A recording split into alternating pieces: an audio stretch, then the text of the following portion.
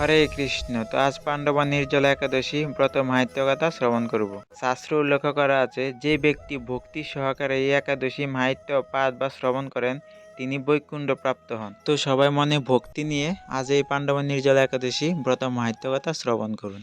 জ্যৈষ্ঠ মাসের শুক্লপক্ষের এই নির্জলা একাদশী ব্রত সম্পর্কে ব্রহ্মামৃত পুরাণে শ্রী ভীমসেনের সংবাদে বর্ণিত হয়েছে। মহারাজ যুধিষ্ঠির বললেন, হে জনার্দন, আমি অপর একাদশীর সমস্ত মাহাত্ম্য শ্রবণ করলাম। এখন জ্যৈষ্ঠের শুক্লপক্ষের একাদশীর নাম ও মাহাত্ম্য কৃপাপূর্বক আমার কাছে বর্ণনা করুন। তখন শ্রীকৃষ্ণ বললেন, এই একাদশীর কথা মহর্ষি বাসুদেব বর্ণনা করবেন, কেননা তিনি সর্বশাস্ত্রের অর্থ ও তত্ত্ব পূর্ণরূপে জানেন। রাজা যুধিষ্ঠির বাসুদেবকে বললেন, হে মহর্ষি দ্রৈপায়ন, আমি মানুষের লৌকিক ধর্ম এবং জ্ঞানকাণ্ডের বিষয়ে অনেক শ্রবণ করেছি। আপনি যথাযথভাবে ভক্তি বিষয়নী কিছু ধর্মকথা এখন আমায় বর্ণনা করুন। তখন শ্রী বাসুদেব বললেন, হে মহারাজ, তুমি যেসব ধর্মকথা শুনেছ, এ কলির যুগে মানুষের পক্ষে সে সমস্ত পালন করা অত্যন্ত কঠিন, যা সুখে সামান্য খরচে অল্প কষ্টে সম্পাদন করা যায়, অথচ মহাফল প্রদান করে, এবং সমস্ত শাস্ত্রের সারস্বরূপ সেই ধর্ম কলির যুগে মানুষের পক্ষে করা শ্রেয়। সেই ধর্মকথাই এখন আপনার কাছে বলছি।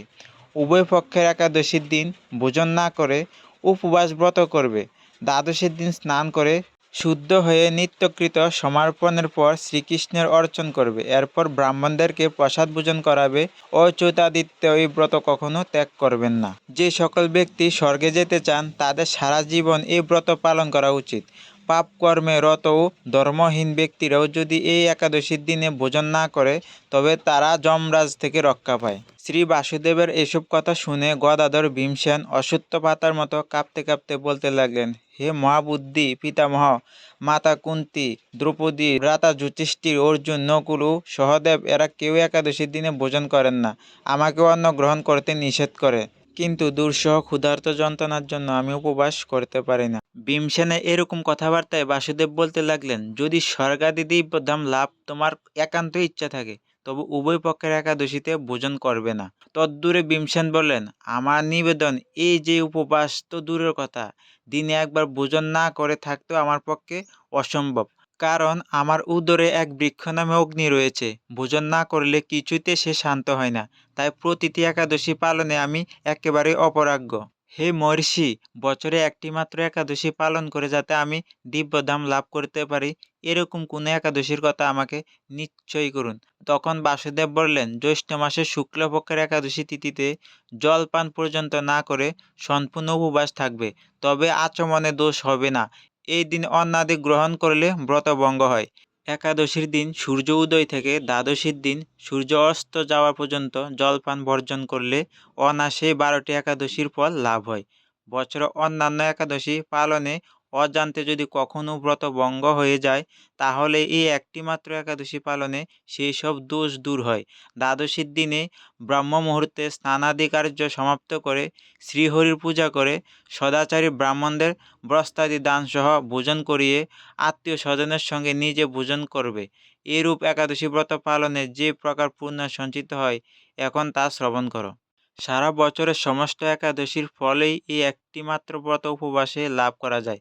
শঙ্খচক্র গদা পদ্মধারী ভগবান শ্রীকৃষ্ণ আমাকে বললেন, বৈদিক ও আলৌকিক সমস্ত ধর্ম পরিত্যাগ করে যারা একমাত্র আমার শরণাপন্ন হয়ে এই নির্জলা একাদশী ব্রত পালন করে তারা সর্বপাপ মুক্ত হয়। বিশেষত কলির যুগে ধন সম্পদ দানের মাধ্যমে সদ্গতি বা সমাজ সংস্কারের মাধ্যমেও যথার্থ কল্যাণ লাভ হয় না। কলির যুগে দ্রব্য শুদ্ধি নেই। কলিতে শাস্ত্রজ্ঞ সংস্কার বিশুদ্ধ হয় না, তাই বৈদিক ধর্ম কখনো সুসম্পন্ন হতে পারে না। হে ভীমসেন, তোমাকে বহু কথা বলার আর প্রয়োজন কি? তুমি উভয় পক্ষের একাদশীতে ভোজন করবে না। যদি তাতে অসমর্থ হও তবে এই জ্যৈষ্ঠ মাসের শুক্লপক্ষের একাদশীতে অবশ্যই নির্জল উপবাস করবে। এই একাদশী ব্রত ধ্যান দান ও পূর্ণদায়িনী যমদূতগণ এই ব্রত পালনকারীকে মৃত্যুর পর স্পর্শ করতে পারে না। পক্ষান্তরে বিষ্ণুদূতগণ তাকে বিষ্ণুর লোকে নিয়ে যান। শ্রী ভীমসেন এই দিন থেকে নির্জলা একাদশী পালন করতে থাকায় এই একাদশী পাণ্ডব নির্জলা বা ভীমসেনী একাদশী নামে প্রসিদ্ধ হয়েছে। এই নির্জলা একাদশীতে পবিত্র তীর্থে স্নান দান জপ কীর্তন ইত্যাদি যা কিছুই মানুষে করে তা অক্ষয় হয়ে যায়। যে ব্যক্তি ভক্তি সহকারে এই একাদশী মাহাত্ম্য পাঠ বা শ্রবণ করেন তিনি বৈকুণ্ঠ ধাম প্রাপ্ত হন। হরে কৃষ্ণ। তো এখানে পাণ্ডবা নির্জলা একাদশী ব্রত মাহাত্ম্য কথা সমাপ্ত হলো। তো সবাই নিষ্ঠা সহকারে একাদশীটি পালন করার চেষ্টা করবেন। তো দেখবেন ভগবান আপনাদের সকল মনস্কামনা পূর্ণ করবে এবং অন্তে বৈকুণ্ঠে প্রাপ্তি হবেন। হরে কৃষ্ণ। রাধে রাধে। সকলে ভালো থাকবেন।